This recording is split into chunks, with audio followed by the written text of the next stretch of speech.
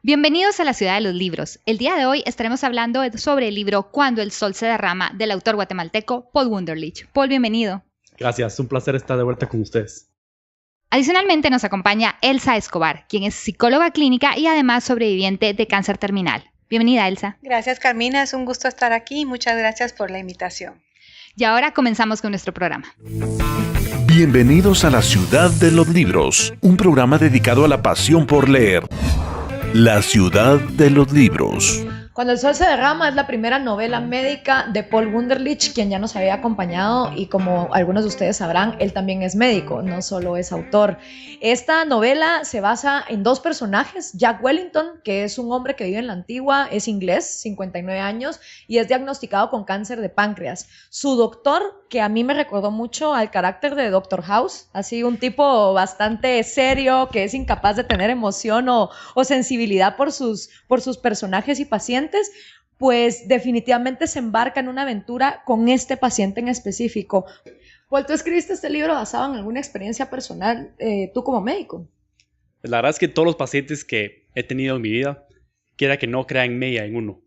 Y sí, he tenido pacientes con cáncer que me han dejado impresionado por las experiencias que me han relatado, de los tal vez últimos momentos que tuvieron en su vida o de cosas que no hicieron y quisieran haber hecho.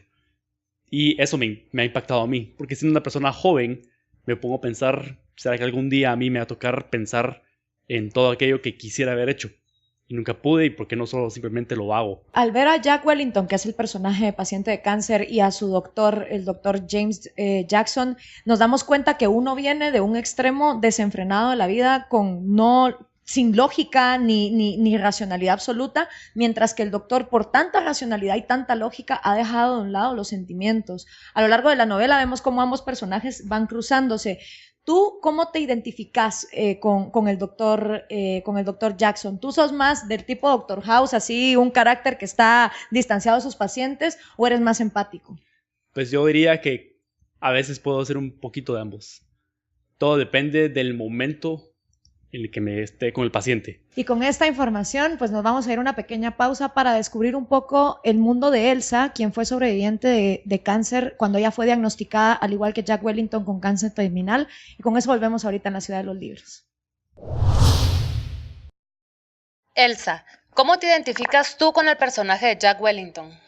Mira, a mí me impresionó cuando leí el libro, la reacción que Jack tuvo cuando le diagnosticaron el cáncer. Yo me identifiqué muchísimo con esa reacción, porque verdaderamente así se siente uno frustrado, se siente uno como en shock.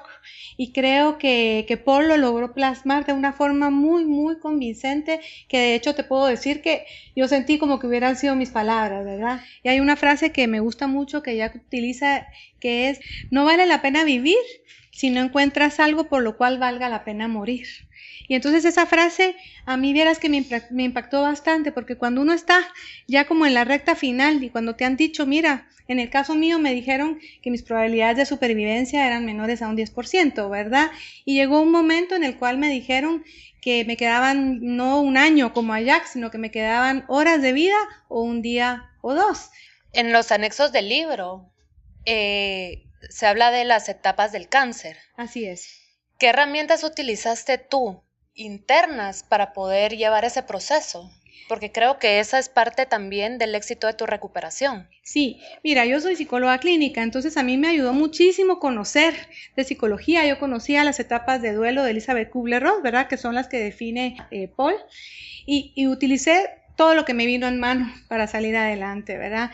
Estudié también programación neurolingüística y la visualización, el verme a mí misma con un sentido de vida, el encontrar que realmente pudiera tener un significado, incluso la muerte, me ayudó mucho a salir adelante. Elsa, escuchando tu historia, me es inevitable comparar la manera en que tú te enteraste que te quedaban horas de vida al hecho de que Jack le dijeron un año. ¿Qué pasó por tu cabeza cuando fueron pasando los días y tú seguías viva? Es que no me puedo imaginar lo que ha de ser que te sentencien y que te digan, usted no va a pasar de esto. ¿Qué haces con esas horas extra? ¿Cuál es cómo te despertás tú y decís, wow, un día más de los que pensé que no iba a tener? ¿Cómo fue ese proceso para ti?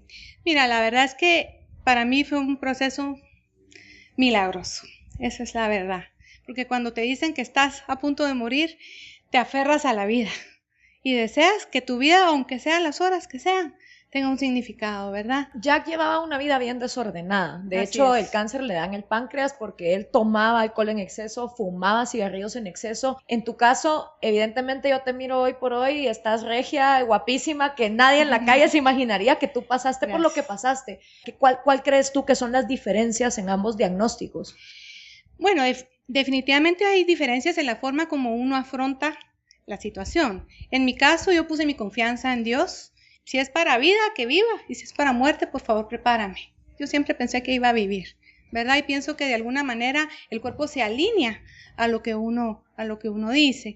Ahora, en el caso de Jack, pienso que también existen consecuencias. Sin embargo, algo que yo descubrí que fue muy impactante para mí, recuerdo que un amigo muy querido mío que tuvo esclerosis múltiple, él me escribió cuando yo me enfermé, me puso: Elsa, usted sabe que cuando el alma sufre, el cuerpo llora.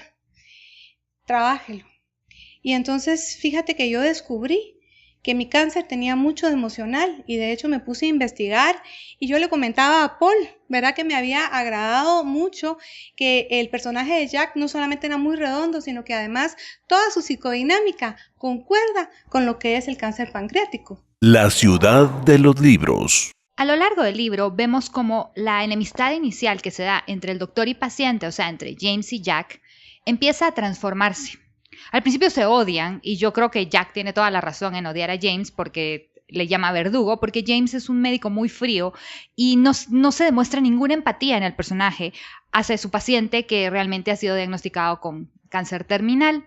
Sin embargo, a medida que vamos avanzando en el libro, empezamos a ver que ellos empiezan a tener sueños compartidos. Y estos sueños compartidos se dan curiosamente dentro de una cabaña. Yo te quiero preguntar, Paul, ¿cuál es el simbolismo de la cabaña? ¿Por qué esa cabaña? Al principio está empolvada, luego la limpian. ¿Qué sucede ahí?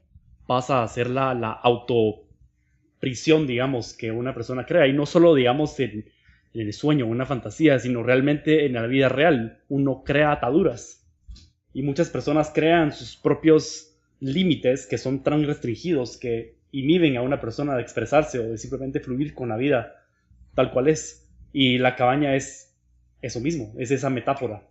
Como creo que Camille le dice en alguna parte a James, que si uno crece con los límites que creó cuando uno es un niño para protegerse del mundo y no los va disolviendo mientras madura, uno de adulto tiene las mismas ataduras y la vida no la puede afrontar como un adulto, sino sigue percibiendo la vida como un niño. Paul, en tus libros tú siempre hablas de encontrarse a uno mismo, de la importancia de darle propósito a la vida, porque si no, realmente vivir no es solo respirar, sino es el encontrarte a ti mismo. Evidentemente, estos dos personajes, doctor y paciente que se detestan, se van volviendo aliados hasta el punto de llegar a estos sueños compartidos, y nos vas a tener que decir la palabra en alemán porque ya no me acuerdo cómo se pronuncia, pero háblanos un poquito de cómo Freud empezó a experimentar con esto de los sueños compartidos y de dónde a ti se te ocurrió agarrar esta idea o esta teoría para que tus personajes se encontraran a sí mismos. Entonces, la palabra se dice Gegenseitig-Traum. En alemán significa sueños compartidos. Gegen es junto, Zeitig es un sitio y Traum es el sueño. Realmente la idea del Gegenseitig-Traum surgió como un producto secundario. Primero soñaban juntos en la cabaña y pues a mí se me ocurrió, pues quizás exista algo parecido a esto, donde dos personas comparten un mismo sueño. Y encontré varios hilos de información en Wikipedia, pero en alemán. Entonces, gracias a Dios sé un poquito de alemán y logré encontrarme para buscar la misma información en inglés como Dream Telepathy. Me llamó mucho la atención saber que Freud experimentó con eso. ¿A qué llevaron esas investigaciones? Lastimosamente las de Freud a ninguna.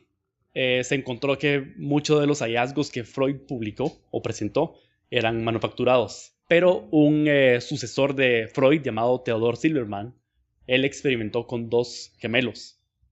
Y entonces él nunca llegó a comprobar que existe de hecho la telepatía en sueños. Pero con ellos dos logró hacer sus investigaciones y claro, los resultados no comprueban absolutamente nada. Entonces, en un futuro cercano va a ser muy interesante con la tecnología averiguar más sobre los sueños, dónde suceden los sueños, por qué podemos controlarlos y a dónde más se puede llegar. Tal como la película de Inception, por ejemplo. No, si dicen que los sueños es una proyección de tu realidad, que no has podido exteriorizar.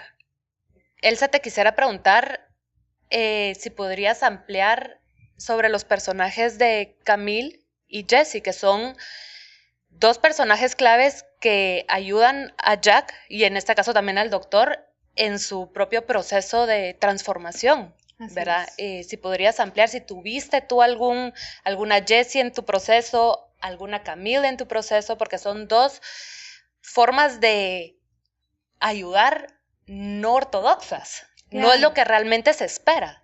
Sí, a mí me gustó mucho el personaje de Jessie, que contrariamente a lo que se tiende a hacer cuando hay una persona que está enferma, se tiende a querer apachucharla o a querer tratarla con mucho cuidado. En cambio, en este caso, Jessie fue dura, fue confrontativa, ¿verdad? Y sin embargo, esto le fue de mucha ayuda a Jack, ¿verdad? Porque él estaba en una posición muy dura, entonces era necesario que también fueran duros con él, porque si no, él hubiera adquirido una posición de víctima. Y me gustó mucho una parte donde él dice, bueno, mira, a mí no me vengas a poner tareas de héroes ni de grandes filósofos, yo soy un simple mecánico, dice, ¿verdad? Y sin embargo, todos, como comentábamos anteriormente, todos buscamos nuestro propósito en la vida.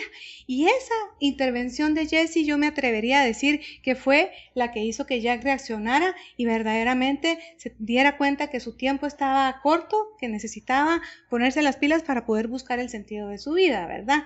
En el caso de Camille, que es la psicóloga, ¿verdad? También fue como un catalizador para el proceso. Sin embargo, Camille no fue tan dura como Jessie, pero sí le ayudó a Jack y ayudó en esta unión que se dio entre Jack y James, ¿verdad? Que ellos se necesitaban mutuamente para lograr esa resolución dentro del libro, ¿verdad? Ellos dos se necesitaban porque necesitaban para formarse una masa crítica. Y quisiera leer un pedazo del libro donde me parece que está dicho de una manera genial. Dice, se le ocurrió que los dos soles y las almas comparten naturaleza. Puedo verlo tan claro. Cuando una estrella naciente brama luz, es porque ha adquirido la masa crítica para explotar. Las almas son iguales, pensó, pues cuando se integran y llegan a conocerse, adquieren suficiente masa crítica como para chispear e iniciar a bramar la luz existencial. O sea que ellos se necesitaban para ese chispazo. Para ese chispazo que necesitaban para salir adelante. Tanto James necesitaba un Jack para poder tener contacto con sus sentimientos y Jack necesitaba un James para poder encontrarle un sentido a su vida. A mí lo que me llama la atención de estos dos personajes es que son hombres y usualmente las mujeres son las que se espera que nosotros seamos las pasionales, que estemos en contacto con nuestras emociones, pero un hombre no llora. Un hombre no va internamente, tiene que actuar externamente. A mí también me gustó muchísimo la forma como Paul logró no solamente entrelazar a los personajes, sino como logró catalizar el proceso de ellos hacia una resolución y que lo haya hecho a través de lo onírico, me pareció genial. Yo tengo un comentario que hacer. ¿Sí? De la relación que hizo entre Jack y James, que se necesitan y que juntos lograron encontrar el desenlace. Quiera que no, una persona tiene estas dos fuerzas opuestas empujando entre sí, y en el momento que logra entrelazarlas, tal como James y Jack lograron entender de que no se trata de ser ni tanto de eso ni tanto del otro, sino un dinamismo orgánico, es cuando un individuo realmente logra encontrar esa masa crítica, es decir, yo soy una complejidad muy vasta de una cantidad de flujos que no controlo, y simplemente encontrar la dinámica entre ellos me va a provocar felicidad. Entonces yo me recordé muchísimo también de esa sombra que nosotros tenemos. Todos tenemos nuestra sombra, ¿verdad? Esa parte que no reconocemos de nosotros mismos y que generalmente es lo opuesto a lo que manifestamos. En este caso yo pienso que el uno era la sombra del otro, ¿verdad? Y entonces eso me pareció genial, porque se logran encontrar y esa sombra logra resurgir y logran bramar luz juntos. Traen luz a esa sombra. Y hay una parte que a mí me conmovió mucho y que te quiero compartir, y es al final cuando Jack le dice a James, por favor recuérdate de sonreír cada vez que el sol se derrame sobre tu alma. Y eso te digo yo que me conmovió y me quedó como impregnado. Digo, realmente cada vez que logre bramar esa luz, que ese sol se derrame sobre mi alma, voy a recordar sonreír. El aporte que Elsa y Paul le han dado, tanto uno siendo médico como el otro siendo paciente, es casi que tener a Jack y a James sentados, solo que sin haberse peleado al principio. Volvemos con más.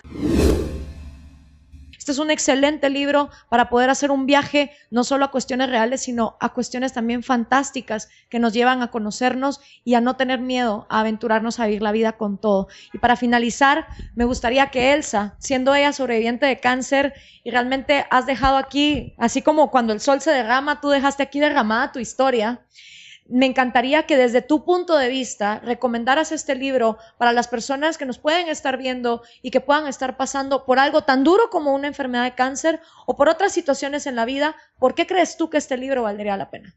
Mira, a mí el libro me dejó muchísimo. Yo pienso que cualquier persona que se encuentre pasando por una situación difícil, no solamente que sea enfermedad, creo que puede beneficiarse con este libro. Y ahora, Paul, desde tu punto de vista, primero agradecerte porque aparte de que eres médico y salvas vidas, a través de tus libros también aparentemente estás salvando muchas almas y estás sanando muchas almas. Y esa, la verdad es que es una labor loable. Definitivamente eres un doctor que está plasmando aquí el carácter de un doctor frío, de un doctor que no se relaciona con sus pacientes, pero se puede ver que en ti esto es una preocupación, el hecho de que un doctor no conecte con lo que está tratando de sanar. Entonces, desde tu punto de vista, ¿qué puede aportarle este libro a los médicos como tú?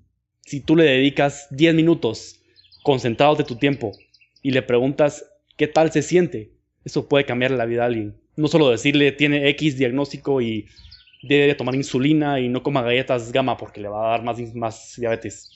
No, deberías de preguntarle cómo se siente. Y cómo se siente por este diagnóstico.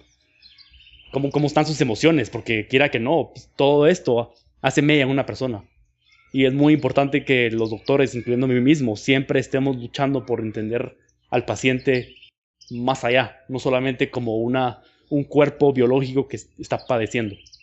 Recuerden que este libro lo pueden conseguir en las librerías en forma física y lo pueden también bajar para su Kindle por medio de la tienda de Amazon. No olviden de buscarnos bajo La Ciudad de los Libros en YouTube, La Ciudad de los Libros en Facebook y como Ciudad de L Libros en Twitter. Gracias, Paul, y gracias, Elsa, por estar en La Ciudad de los Libros. Y a ustedes los esperamos en nuestro próximo capítulo. Esto fue La Ciudad de los Libros. No te pierdas la siguiente edición con más libros y temas de gran interés.